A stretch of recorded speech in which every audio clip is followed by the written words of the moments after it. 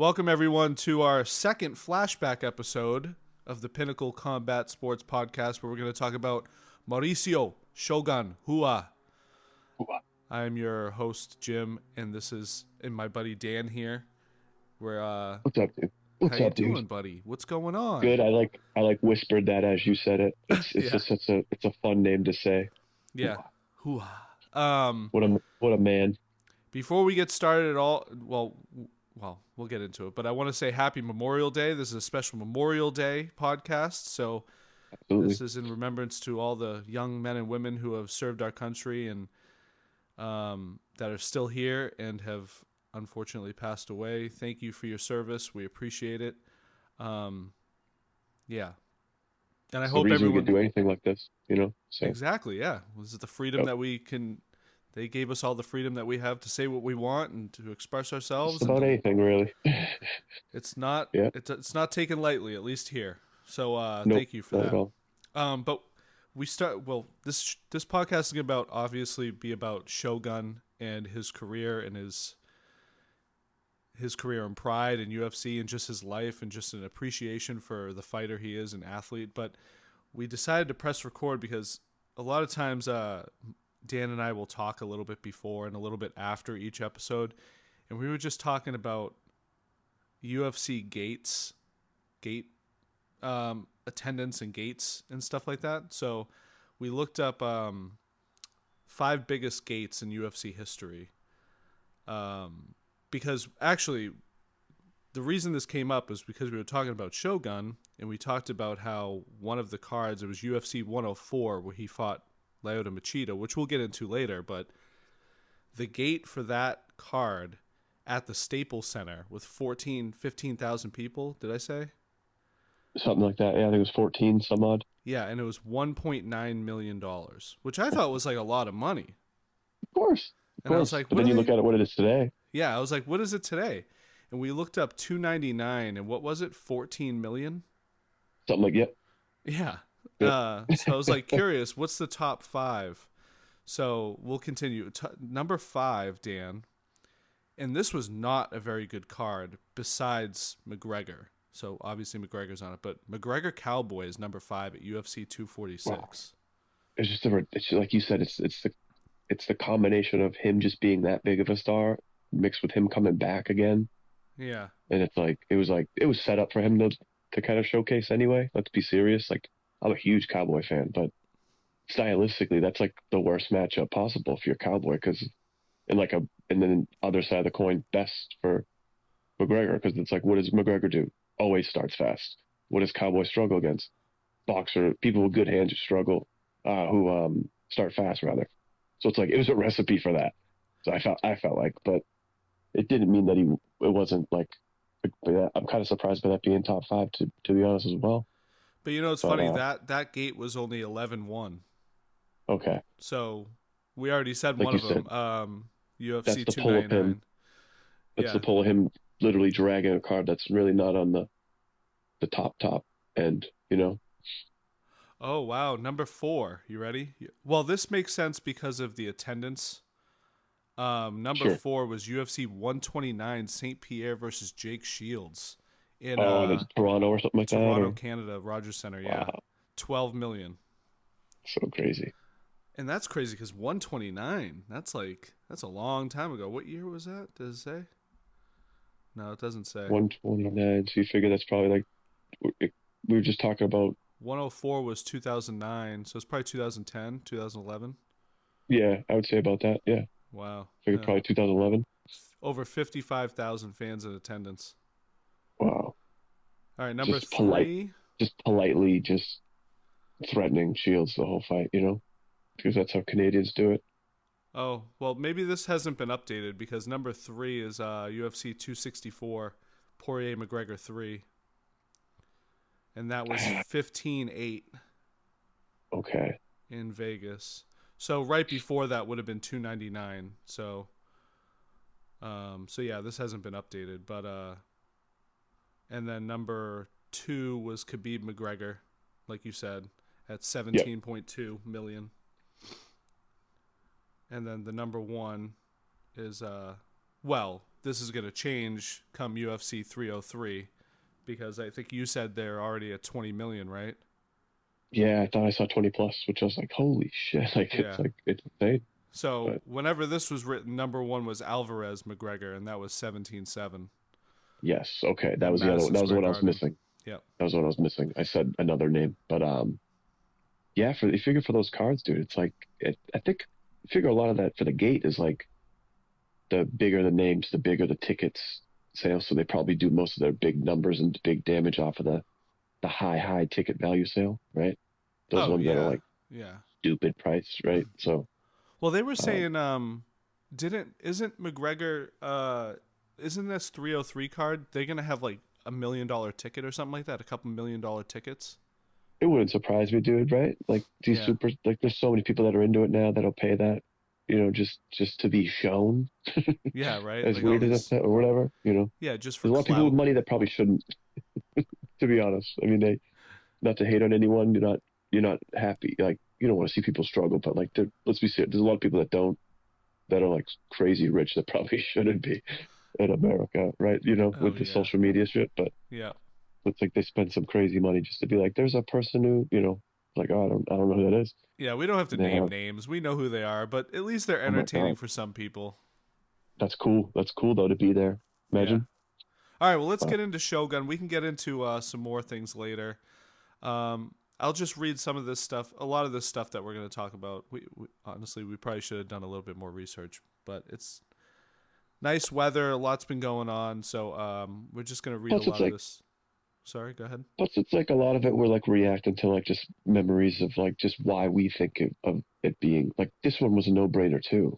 I mean, once he was inducted or they announced that he was going to be, we were like, oh, it's kind of an easy one for us to talk about Yeah, with like some absolutely. some guidelines, because it's like we did literally watch his career for the most part. Yeah, So yep, absolutely. Yeah, as opposed to no disrespect because he's the OG and is like I remember watching him, but like we did not see the best of Mark Coleman in the same way.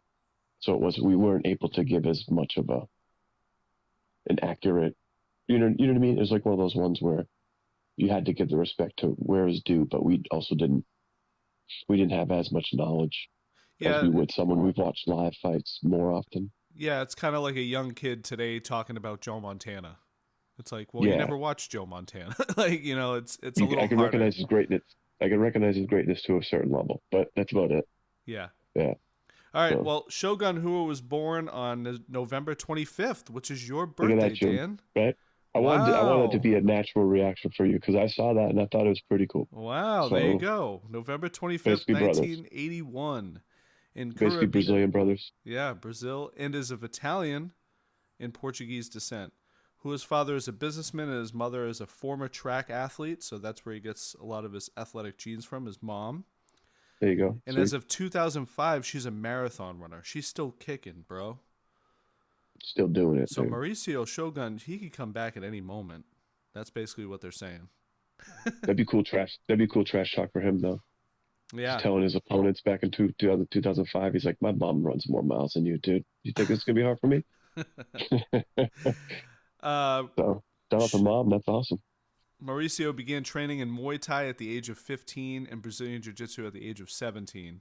Who followed his older brother in training at the Shooter Box Academy, which everybody should know if they know any history. Shooter Box was a big one. I think, wasn't it Vanderlei? Did Anderson fight out of there for a little At one while? point, at one point, he definitely was right. So I'm pretty there's a sure, yeah. ton. And then Yeah. is his older brother the ninja? Is that his older Yeah, brother? the Ninja. Yep. Okay, ninja. Wow. Yes, that's his older brother. Yeah, I remember him too. So he's been fighting a long time. His early career, let's go back. I got I got all his fights here queued up. It looks like his first professional fight was in 2002 at Mecha World Vale Tudo in Brazil, in his hometown, where he fought Rafael Freitas, where he KO'd him with a kick. So he's been fighting a long, long time. So 2002 would have made him how old? If he was born in 81, that'd be 21 years old. Yeah. Wow. So he'd been training for 5-6 years before fighting in his first professional fight. But yeah, I mean, you know, all these guys, they come up in Brazil, which I hear is, well, I guess I don't know much about Brazil, never been there, but I heard you got to fight your way through as a kid, just like a lot of cities in the U.S. too. Yeah. Um, Oh, yeah, I'm sure it wasn't a fun childhood on the streets of Brazil. yeah. Probably not. No. But that's what creates these type of people, you know. So, Yeah, right? yeah. But let's get into Pride. Let's get into his Pride because he gets into. So he had, what does it look like? One, two, three, four fights before he got into Pride. And it looks like he did the Okay. IFC Global Domination tournament in Denver, Yep. Colorado. You see What the year name was that? he 2003. lost to? 2003. Yeah, he lost to Babalu Sabral. Remember him, Oh, Jimbo? Babalu. Yeah, I remember Babalu. Babalu. Yep. Very underrated, man. A lot of people that were probably just watching fights. They included myself at that time. I was young into it, new into it, and you see it, you know, him getting beat up by Chuck Liddell, getting head kicked. Those are like highlights, but it's like Babalu was an absolute beast. And that dude had a pretty he was pretty feared in his own right. But you know, that's just cool to see all Yeah, these old names now that I'm looking at the yeah, wow. IFC, I don't know if I've ever watched much of that, but that was in Denver, you said? yeah. That particular tournament was in Denver. Yeah. Cool. All right, I'm sorry to interrupt, but No, you're yeah, good. once Yeah. Pride One started, boom, he's in there. So His debut main Pride event, Pride 29, where he faced former professional wrestler Hiromitsu Kanehara. So this Pride was pretty much all in Japan, right? Unless there were like big events. I believe so. But Yeah. I think the biggest events were all in Japan. We also Osaka, had yeah. he had the Bushido 1, 2, and 5 of Pride before then. Mm-hmm. I don't know if I remember watching those. I think I watched the Akihiro Gono fight. I think I remember that one. Yeah, it looks like Pride was all in Japan until later Pride before it was bought by UFC because Pride 32 Okay. and 33 were both in Vegas. Okay. But yeah, So you figure yeah. he fought and beat Rampage, fought and beat Little Nog, fought and beat Overeem, which you talked about earlier. Well, twice. Ricardo Arona. Yeah. Oh, so that Yeah. Mark Yeah. Coleman fight. So to tie Mark Coleman in, there was a big thing that happened in that Mark Coleman fight where he broke his arm. Yes. And Being Shogun. Shogun's arm. Shogun Yeah. broke his arm. Well, yeah, Yep. yeah, they broke Shogun's arm and they got pissed. Where is it? It's in here somewhere. But yeah, there was a big like fight between the two camps Oh yeah. and they hated each other. Couple rough camps. Yeah, yeah. Oh yeah, Oh incident boy. with Hammer House. In the next fight after his Grand Prix win, Shogun faced heavyweight wrestling star and Pride Grand Prix 2000 champion Mark Coleman at Pride 31. As Coleman executed a takedown, Hua landed awkwardly and dislocated his elbow, forcing a stoppage due to injury. Coleman was pulled off of Shogun by the referee. It was confronted immediately by members of Hua's corner. This led to an in-ring brawl between Hammerhouse and Shootabox. And I know that not too long after he entered the UFC, they wanted to re-up on that. They wanted to do a Coleman Hua fight, and I don't think it went through right away. But yeah, Yeah, I that's think they did fight twice though, right? So they did get to fight a second time after, but I think it was in UFC, right? yeah, it was definitely in UFC. Yeah, Okay. I remember that. That was a while ago, but I do remember that. yeah. So what are some of Wow. the fights that? Well, I mean, yesterday I watched Pride 33, the one with Alistair Overeem. I was telling you a little bit before we pressed record. Yep. And it's just crazy to see like how young they were, and I don't know, it got me thinking like maybe we could do some kind of YouTube video or something where we watch old fights and kind of just because you know like a lot of them we've seen, but I don't remember everything that's happened in fights, but it'd be kind of cool to get like a natural reaction rewatching it 10, 15 years later. So Yeah, I that's an like that. idea Yeah. of something we No, I could like that do. idea. Um, But yeah, Alistair Overeem, Pride 33, and it was Alistair was like, in terms of mass, like half the size of what he turned out to be, which was wild. He just looked so young. I don't know. It was pretty crazy watching it. And actually, he's so much faster. That was one thing about Shogun. He wasn't very fast. He wasn't No. a quick, he didn't have quick punches, but he was really good at what he did. Timing. Yeah. Yeah, and he knew what to do and when to do it, and he executed it really well. But Alistair was quick. He was quick, and he was jacked even back then. And I think, like we talked about, they were all basically middleweights back then, right? Hmm. Around there, yeah.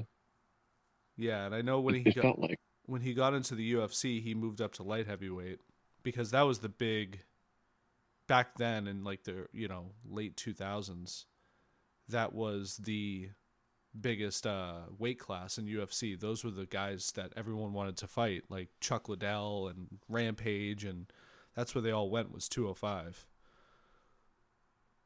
Very true. Yeah, that was when that division was, I think, at its best. That was a fun division then.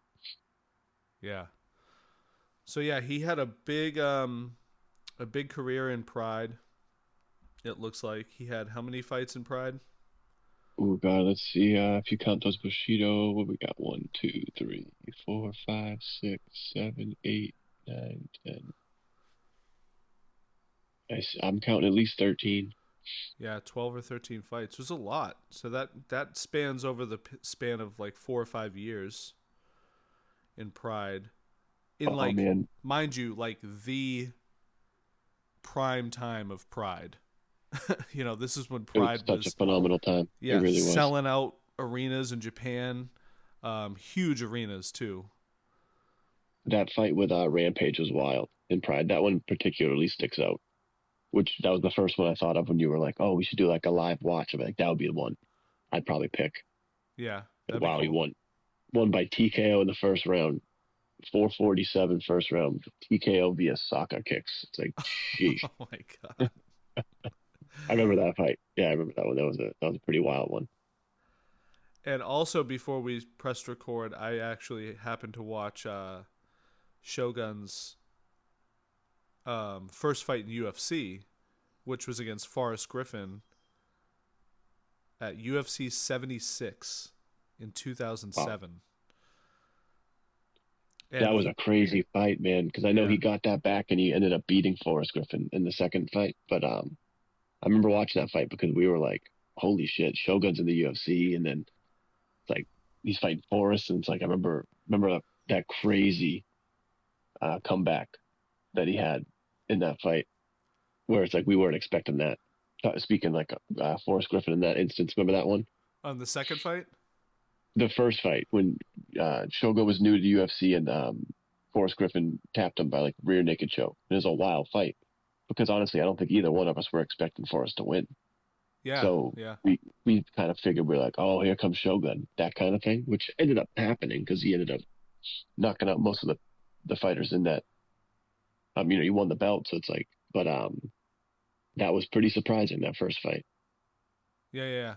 And That would be another one that'd be really cool to watch. And then obviously the biggest one, Jim, we'll get to is that fight with Dan Henderson. yeah, One of the best fights. yeah, yeah, yeah. So the thing I noticed when I was watching it is, for one, Forrest Griffin was a goddamn animal. Like that dude, you Yeah. could not put him out.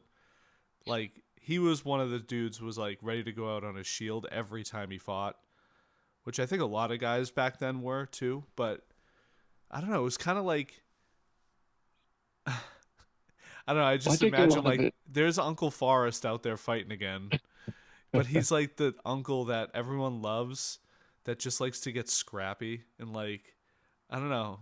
I mean, not that he was like not talented. Obviously, he was a very talented fighter and very good at what he did. And actually, when I was watching it too, Shogun being a jiu-jitsu technician, like Forrest was great on the ground.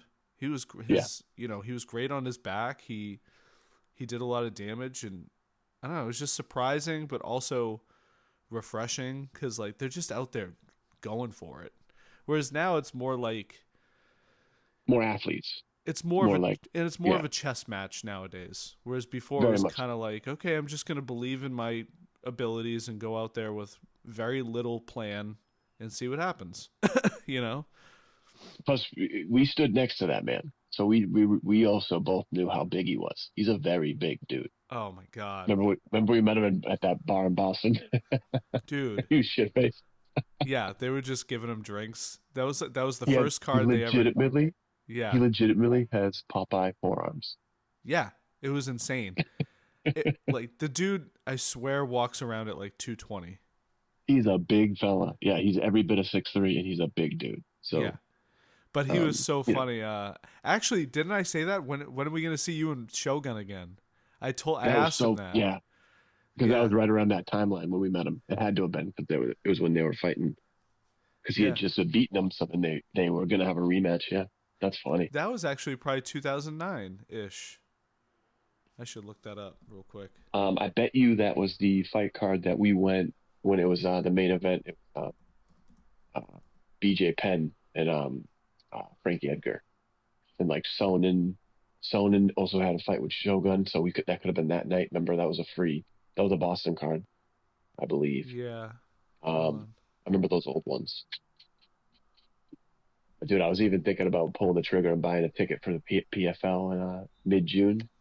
They're gonna be at Mohegan Sun. Yeah, you should. It's on a Thursday night though, so I'll have to like do a little bit of planning as far as that goes. But Oh, it's right not here. that far away. So thinking about it. Yeah, it was UFC 118. So it was 2010. So it was a year Okay. before he fought Shogun again. Okay. Cool. So yeah, But yeah, just right around that time. But that was yeah, he was a very funny guy too. Remember talking to him. yeah, he was like, he was at the Harp in Boston. For That's what people it was. that Yeah. know, All right. and that's a really cool bar. I love the Harp, and they were just giving him drinks, whatever he wanted. I think he was drinking like whiskey gingers or something like that. Oh man, that was so Yeah, funny. and he Yeah. was super friendly, really nice guy, laid back, awesome. But yeah, so back to Shogun though. I mean, he was just one thing about Shogun too. He was really accurate and really great about that. Like he had like a lunging jab that was I really loved his good. aggression. He was just aggressive. So it was like you knew, especially in his prime, you just knew what he was good at. It was forward motion, and he was there to do damage always. So he was just just a one of those like quintessential like those fighters that you're like you just want to see them. So if they get announced, it was like that's why we were talking about that because it's like anytime a Shogun fight was announced, anytime a Vanderlei fight, Rampage, Dan Henderson, they were all in that same kind of era where they, Yeah, they all met in certain ways and had their own whatever. But um, it was just a perfect time for that. And he was one of those fighters that was you just wanted to watch him. and also another thing that came to mind when I was watching that Forrest Griffin Shogun fight was how the roster for UFC was so small back then that Yeah, like the guys in the main cards and like the main and co-main events of these pay-per-views back then, you almost back then you felt like you knew them personally. Like cuz there was only so many names to follow. So you knew their last without having to look it up. You knew their last 5 fights. yeah, Like you oh know yeah, what they've been through, you know what they're going through, you know how big this like for example, that Forrest Griffin, his fight against Shogun was a huge fight for Forrest. Imagine like huge. Yeah, yeah, it was like how many 3 years, 2 years after the UFC uh Ultimate Fighter win that he had against Stephan Bonner, rest in peace. hmm Um yeah. like that's probably I would have to look up his previous fights, but that was probably the biggest fight of his career at the time against Shogun. And that win propelled him into the top 5, Title picture the and for title his picture, yeah. and then I believe Shogun might have took. I don't know if he took a belt away, but he did get that back on the rematch and beat him Yeah, yeah. by stopping. I don't know if that was for a title at that time, but could have been a title eliminator at least. Yeah, I mean, we talked about this before, but it's kind of like where would where would that have put these guys, given, you know, if it had went a different way? Sure. So like if Shogun had won that fight, you know, that would have propelled him. He wouldn't have had to wait as long, you know, or whatever. So it just everything changes. But the big thing was like we knew people more. Like I felt like we knew, and we were more invested as fans. We were behind our guys. It was just different, you know. It was a cool time. It's cool to be a part of both, but it was really cool. It was really cool back then. I can't lie. It was the best. Yeah. I loved it. I liked when people didn't really care about it. You're like, whatever, man. You don't really get what you're watching, then you don't see it. But you know, you want it to blow up and become what it's been. So it is great on the other side of it. But I never understood it, Jim. Hey, why don't you bring us through that Dan Henderson fight? Oh, as far that's one of the best fights I've ever seen. It was a wild back and forth fight. I haven't seen it in a little while, but it is a fight that I could say confidently I've probably seen more than 3 or 4 times for sure. Yeah. It was just such a knockout, drag out. It was insane. Like it really was. And that was November 19th, 2011 in San Jose. Wow. Yeah, that's one that we should rewatch. That could be, maybe that might be one of the best first ones to do if we do like that idea you were talking about. Yeah. Watching older fights. God damn, that fight was crazy, man. How much do you remember of it? Because I haven't watched it in a long time.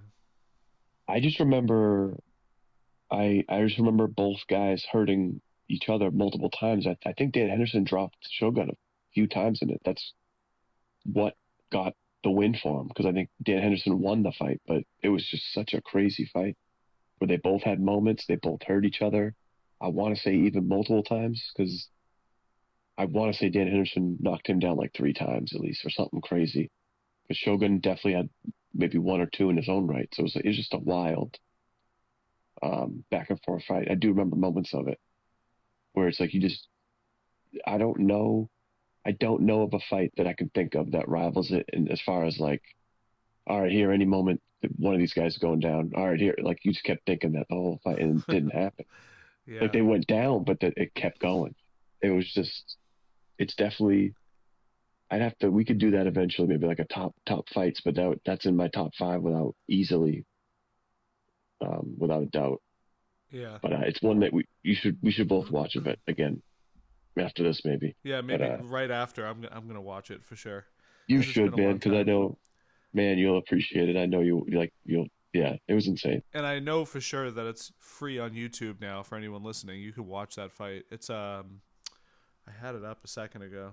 It's if you just type in Mauricio Shogun Hua, it's like the 3rd one down. It says Dan Henderson versus Shogun 1 UFC fights we are thankful for. Put out by UFC a year ago, so it's still up there. I'll watch it after this too, because it's that good of a fight. So I'll watch it for like the 5th time. I know another big fight. Well, big fights that Shogun's had is he had a couple fights with Lyoto Machida back in the day that were pretty big, and that was when Lyoto he knocked out Chuck Liddell in UFC. Where I know Chuck was towards the end, but still he was still in the picture, and he was still Chuck Liddell. So that was a fight that we wish probably happened maybe say 3, 4, 5 years before that. But you know, it was a big win for him at that time.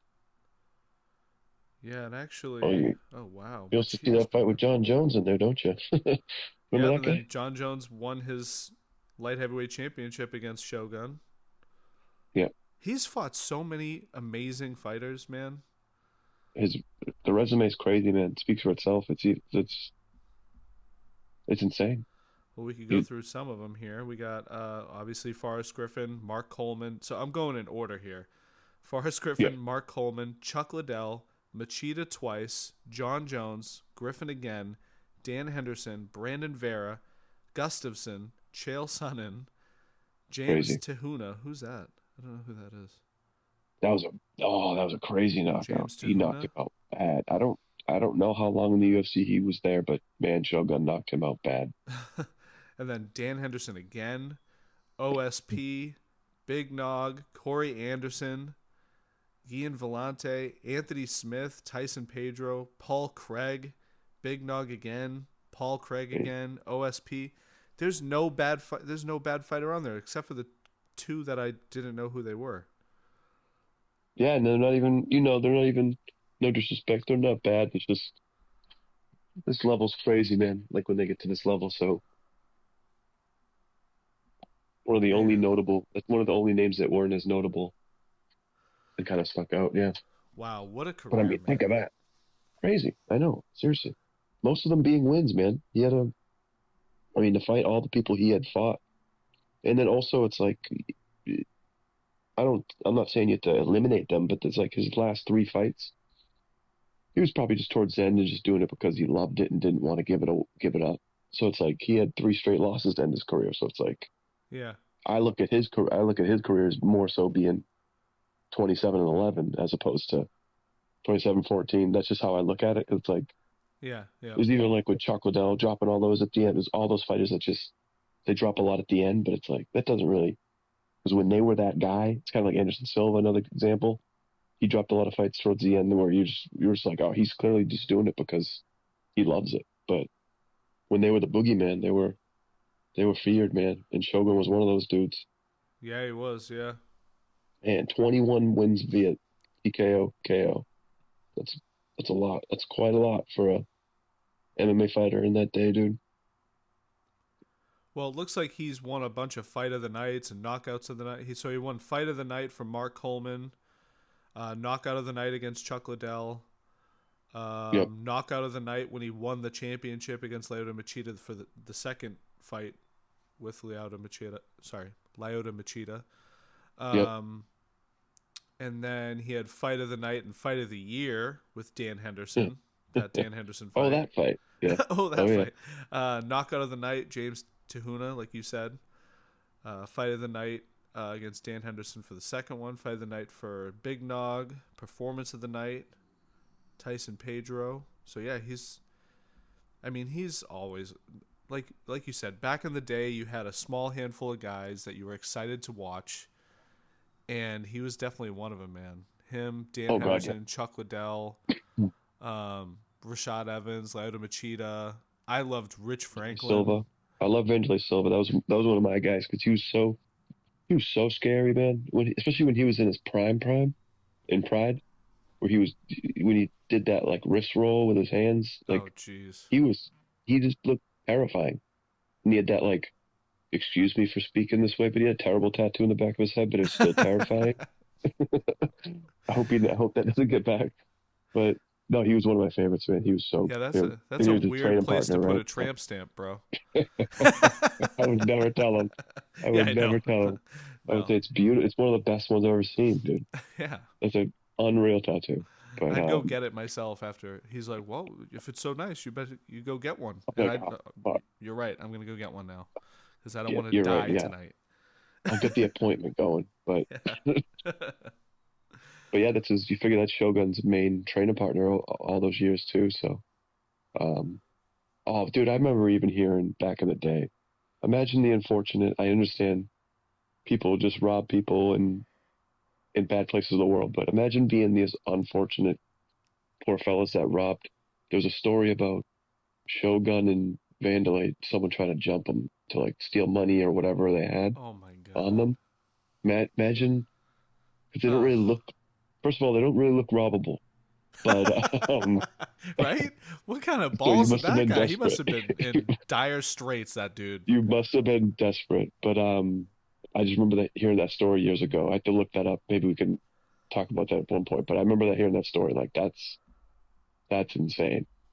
Like they must have got thrown up eating. Oh my God. But I remember hearing that. Hopefully it's not a figment of my imagination. But I remember hearing that story circulating.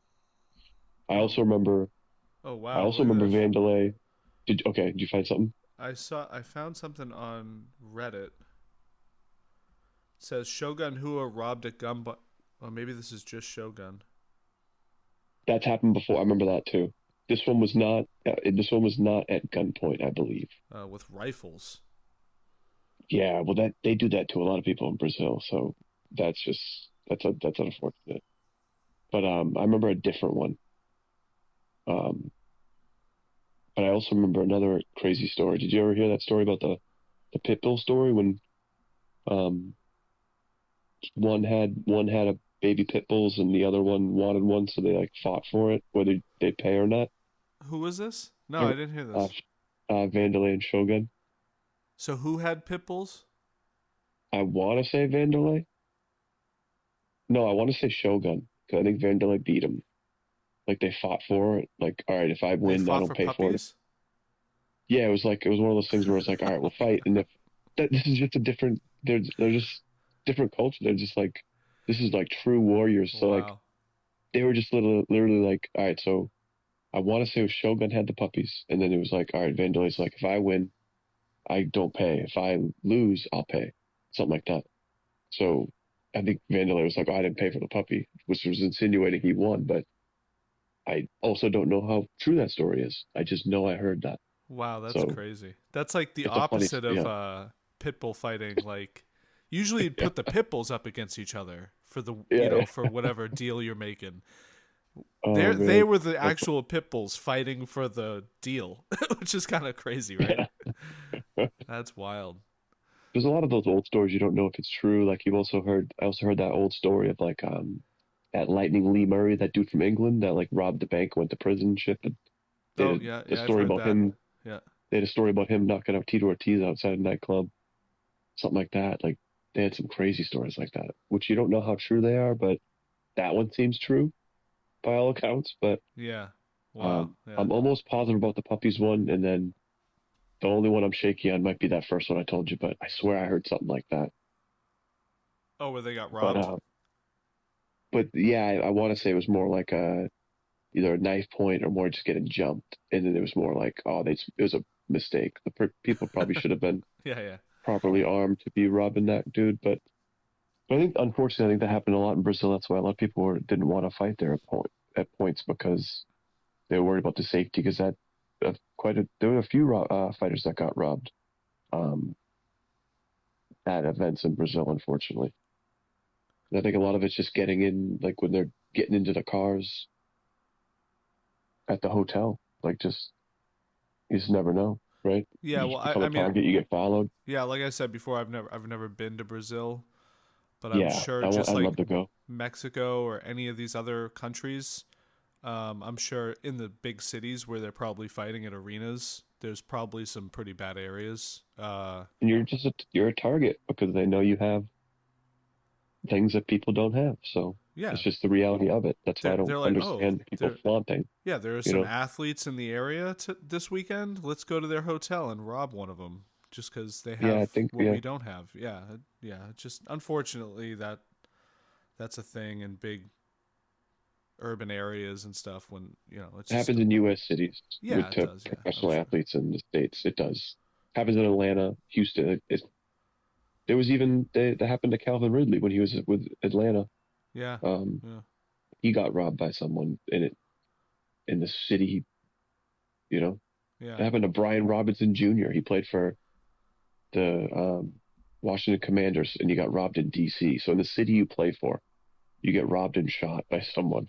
It's crazy. Like it's wild. It's unfortunate. Wrong place, wrong time, and you know.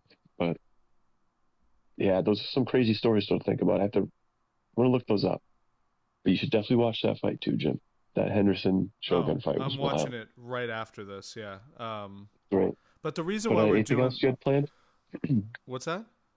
Anything else you had planned? I'm sorry. Oh no, yeah. As I was just far as gonna the say Shogun. like the reason why we're doing it is because well, I think you mentioned it earlier when they announced earlier this year that he was being inducted into the Hall of Fame. Actually, Yeah. they announced it at the Brazil card, The $299, I Rio one, I believe, right? believe. Yeah, right. I think so. Or 301, 301. Sorry. 301. Yeah. And I was so happy for him, man. Like it was kind of like You when could see how Aldo much it got meant it to too. him. Yeah, Yes. Yes. You can see how much it meant to him, man. Like this is his life. yeah. He was a And it's little like to bit see it be better. recognized. He was a little bit better than Aldo at holding in his emotions, I think. Yeah. But he Yeah. was so pumped. I think, and I like that they don't tell them or it doesn't seem like Yeah, they tell them beforehand. And they had like a whole like video montage put together for him, and I it's like great. that. I think he was just pumped to be at the fights, and that it was such a big Brazil card, and it was it was a great card, and I don't know. Brazil was, I think, one of the first countries that the that the UFC went to, because there was so many great Brazilian fighters, and especially Oh, for sure. being a jiu-jitsu heavy sport, and having like the the Gracies being from Brazil, and then you had Anderson and all those other guys we talked about, Big Nog and Shogun and Vanderlei, all being from Brazil. Yeah, Brazil's always been, I would say, like the motherland of definitely jiu-jitsu, if not MMA as a whole, right? Oh, big, absolutely. It's definitely the heart of it all because that's like really where it started. Like you said, like with Hoist Gracie, with what he did, just right away, being Brazilian, that family, and then it just extended. Like you said, there's so many names that were Brazilian champs. Remember back when it was like, let's just say there's a dozen belts. Remember there was like a time where it was like nine out of 12 were Brazilians that Yeah, held all the yeah, belts, and you were like, this is just like an insane dominance at that level. And then yeah, people caught up, but they've always been one of, if not the top cultures and countries for it. And then you figure, you know why it was so big for Canada. So it's basically Brazil and Canada back then because it was GSP and the fan knowledge too. Um, but yeah, it was definitely Brazil was one. yeah. When you They've think always of been the top. famous Brazilian fighters, Shogun is one of the top guys. Oh, Absolutely. for sure. Anderson's probably the first name you'll probably say, right? Yeah, And then from there, it's there's just so many names, dude. The yeah. Nogueira brothers, like Amanda Nunez now. absolutely, absolutely right at the top of the list. Yeah, but this is before women fighting. This is before they even had a chance in the UFC. This is when, yeah. Oh man, I don't know. I like the flashback episodes because we get to talk about one fighter, but it's also like Great, yeah, I love it. me reminiscing on like great fights, and then like it's so hard to keep on track because there's so much that was happening in that time, not only in UFC but also in our lives because we're growing up, and I don't know, it just brings you back, man.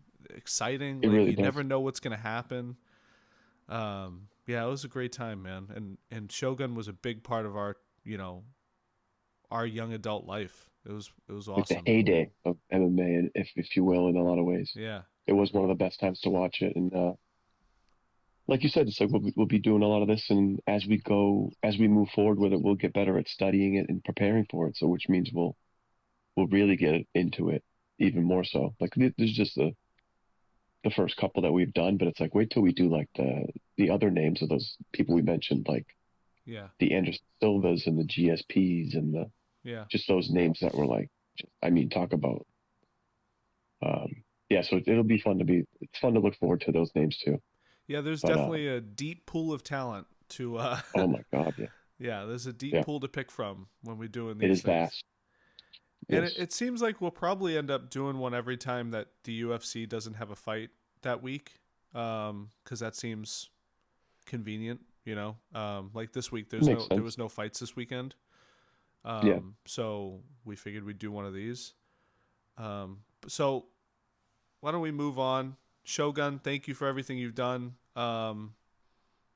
It's been a wild ride, and we appreciate your career, and he's also a great man too. Like he's never yes, gotten into trouble. Like class he's act. yeah, I think he's been married to his wife since like 2005 or something like that. So he's Hmm. Just a family he's man, just knows what he's fighting for and sticks to it. And yeah, normal traditional Brazilian yeah, family man. Gotta love him, man. salute to the man, dude. That's what a legend. What a legend. But let's get pumped for next week, Dan. Oh, hit me with it, Jim. What's next week? What is it? Is there something happening? Is June gonna be noteworthy? I Is think it it's I think it's is gonna it a be big month? exciting. Yeah, it's a pretty Fights big every month. weekend. Fights every weekend in June. Oh man. Um. That's Wow. exciting. First, 8th, 15th, 22nd, 29th. Did you saw that? I did that. That was the, what was that? couple seconds. How fast I did that? Well, real quick. All My right, 7 tables let's are talk. strong, dude. How about you tell us about some of the fights that were announced this week first? Oh wow, because you figure a lot of them were for that 29th card, right? They had Yeah, some good announcements for that. I'll look it up here, anyways. If you don't mind, because what I'll look up right now is next week's card is wild, man. Like I'm very much looking forward to this, especially the pay-per-view portion, particularly because I'm very into that Jailton Almeida Alexander Romanov fight, very much Oh yeah. because I believe they're both. I Well, I know Almeida is strong on the grappling end, but I'm pretty sure that is Romanov's bread and butter too, grappling wrestling. So that's going to be an interesting clash. Randy Brown, I really like Randy Brown. As far as just his potential is like definitely at the tops of that division, just because of how great he could be, depending on how things go for him. But Okay. it's like he has the physical traits, he has the skills, he's super athletic. Like he could, like his reach is wild. Like he's someone to keep an eye on because if he puts it all together and gets it all going, he can give anyone problems. And is So it's this like a Dos Santos, or this is he's been in the UFC for quite a bit. This is the one that says Zaleski Elizio. What's his first name? Elizio Zaleski dos Santos. You've seen yeah? him before, I know. I'd have to see his face. Let me see his face. But I'm trying to think of who he. But he's had some. He's been in the UFC. I believe most of it was at 170, so I think he's back. Oh yeah, I've So I seen think he him might have before. went. Yeah.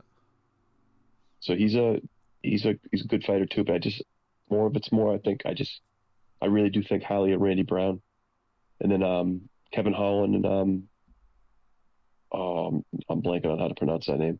Olazechek, that the Yeah. Polish fella, Michal. he hits hard. Michal, maybe. Yeah, that dude. I think it's Michael, but I don't know. I don't know how Mikal. they pronounce it. Yeah. Yeah, big fights on the pay-per-view. Co-main event is going to be. They're going to get after it. Strickland and Costa.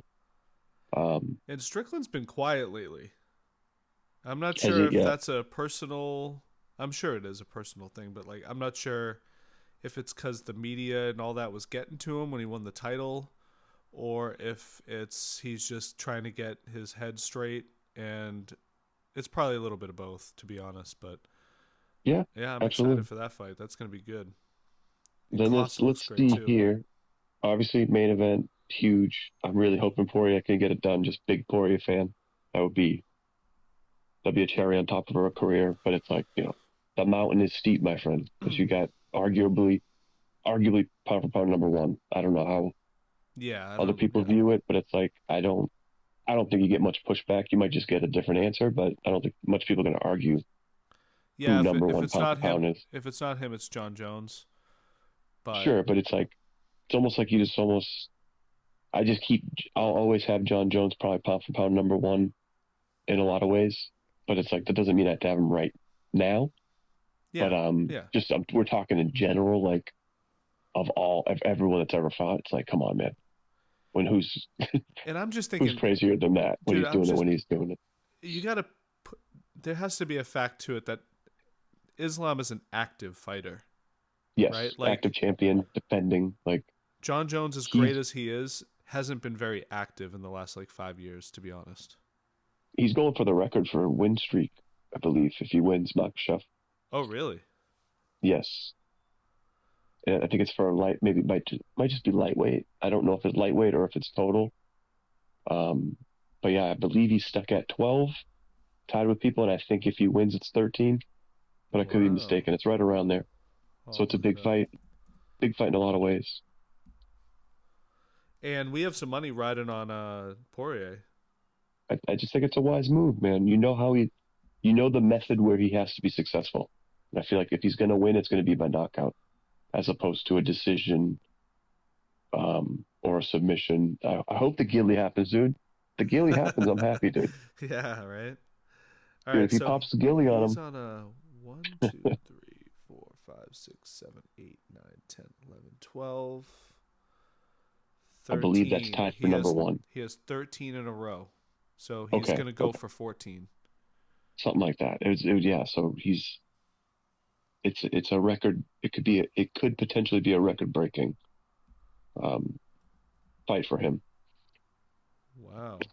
But yeah, I mean, you figure like so you got the pay-per-view, and then you even got the main event of the prelims is a nice juicy matchup because you got Roman Kopylov he's definitely trending upward at middleweight, and he's fighting that dude we talked about. We touched on I don't know if it was last week but that's that kickboxer that I believe they said might would he fight?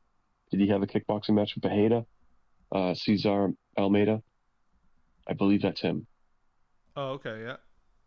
So he had a kickboxing career before this. Now he's new to MMA, but he also has another guy that has crazy power. Most of his wins are by knockout. He's like I said, he's new, 5-0, but that's a fight to watch, dude. Okay. Because that's what Kopylov. It'd be wise of Kopylov to go heavy grappling on him since he's Russian, but I believe he likes to strike, so it might be a striker's matchup there. But I mean, we can keep going, man. You got Grant Dawson, Joe Selecki's a great matchup. Alex I don't Morono, really Miguel say Price. big fight. Phil Rowe and Jake Matthews is a big one. That's a really good fight. Then you got Mickey Gall's back. He is. That's a tough fight for him. But yeah, he is back.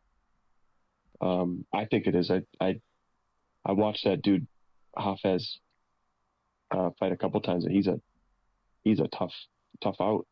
The guy he hung with, which I was surprised, he had a split decision loss to Jack Della Maddalena. Oh yeah, okay. His last fight. So it's like, come on, man.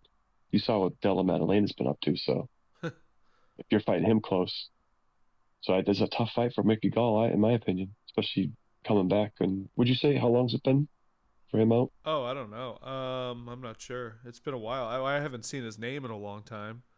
April 9th, 2022. 2002. Yep. Okay. Be about a little over 2 years, so it's not too bad. But a tough matchup, man.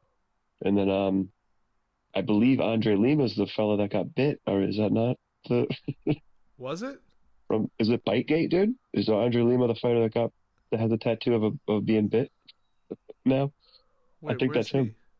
What are you talking? Oh, right here. First fight of the night. First fight of the night. Oh, 8-0. Yeah, biting. Yep, that's true. Yeah. Wow. And I believe his Bitegate, opponent I like that. Bitegate.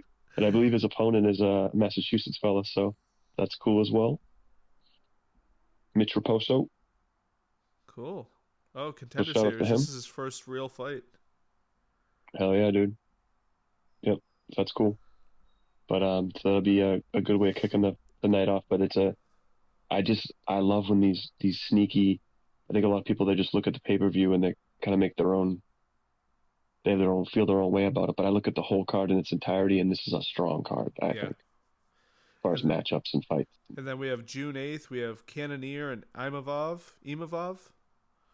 Yeah, that should be pretty good.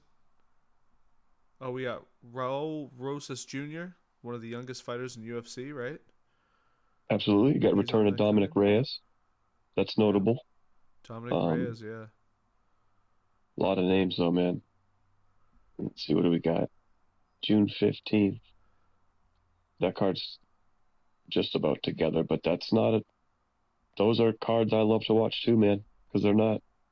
I mean, Andre Muniz and Alice Karoff, that's a big fight. That's probably the one that jumps out to me, the co-main. But with these cards, it's just a lot of these names are just up-and-comers that are making their own name, and they're in the process of kind of breaking through. So those cards are great too, man. There's so many names that have yet to like rise to the top. Like we talked about, how great does that guy look? We'll see how he. Just one to throw out randomly. Peyton Talbot, 135. Oh man, That's a name to watch, man. Super talented. He got announced. I'm not 100%, but he has a fight coming up. But just talk about a name to watch. Yeah. And then the one I'm arguably the most excited about is that Saudi Arabia card, the 22nd. I have that open right now. Yeah. Oh. And have you seen pictures of Chimaev? No, what is he looking at like? 185. Oh, I Full think I bred wolf. posted a picture on the Instagram. You got to look at it. It's wild. Full bred wolf. He's that's his weight, dude. I mean, we already knew that because he struggled getting Yeah. to 170. That's his weight. 185 is his weight, and He's 6'2", man. He's a big dude. yeah, he's a He's huge big, guy, rangy. He's a big dude. dude. So He looks thick, bro. Like it's crazy. Look at it. It's on the story right now on Instagram. It's wild. He's crazy. damn it, dude. Maybe he is gonna kill everybody, like he says. And That is then one of my favorite lines. I kill I everybody. kill everybody. Sergey Oh, Pavlovich and Alexander Volkov. Come on. Talk Awesome about fight. the Love that. battle of the skyscrapers, bro. Like, wow. Gaslam and Rodriguez is a great matchup. Yep. That could be a Ozdemir rock'em and Johnny sock'em. Walker. And then that one could be subject to change, but that Magomedov, he's fighting on that card. Oh yeah, what's up? Wasn't he scheduled for something else earlier? And had to... He was talking. He was asking for who is he asking for? Oh goddamn! It's a name that's notable. The scruffy looking guy. It's not. It's the wild man that does all the flips and shit. Michael Pajeda.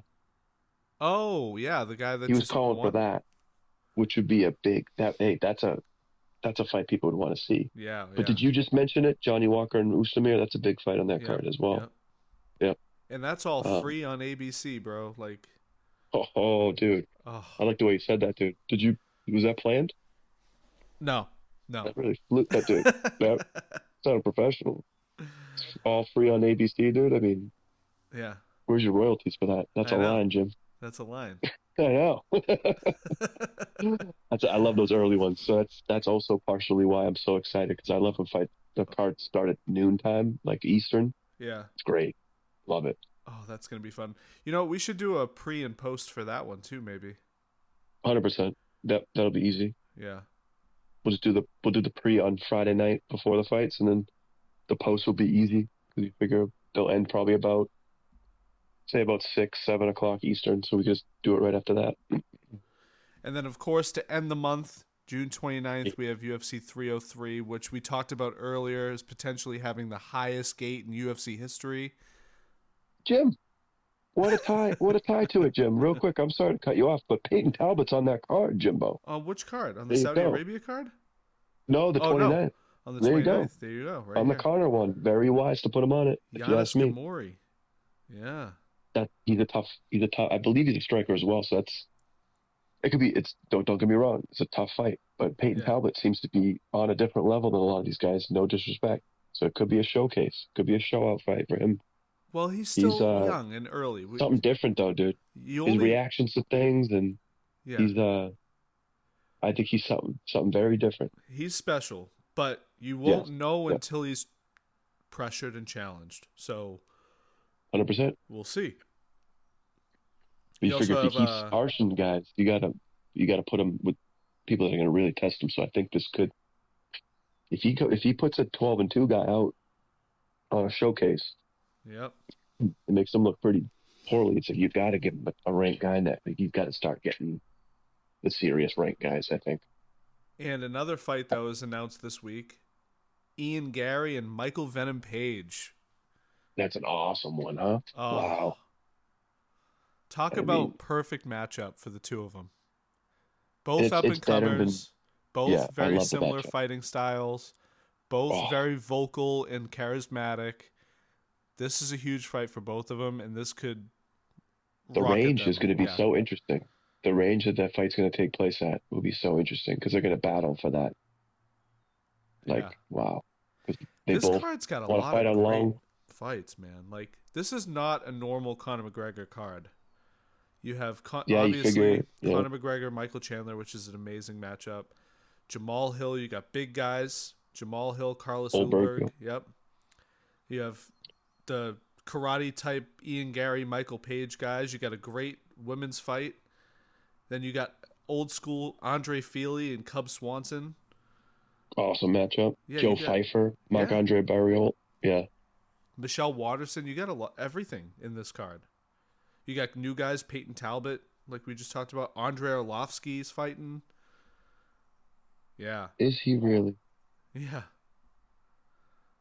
Oh, I don't see him. Andre Must not be Arlovsky updated on versus the. Martin Buday. Wow. And that's the June 29th? Yep. Wow, dude, that's insane. But that's a very good on the matchmakers. You really, I think what they should really do, which is obviously done, it's what they do, but it's smart of them. It's wise to have guys like Peyton Talbot on the prelims of these fight cards, Yeah. which is like they have all levels of excitement early. Oh, did you hear what happened in the early prelims? Oh, did you see that on the what would be ESPN prelims? It's like Yeah. that's a Exactly. very smart move to put him on that. Um, I would think that he should be. It might be Swanson Feely, but they might want to think about doing a Peyton Talbot as the headline fight of that prelims for the ESPN, in my opinion. That kicks you off Yeah. in Do the they pay per have? view. Let me see. Well, I don't want to change this tab, but let me.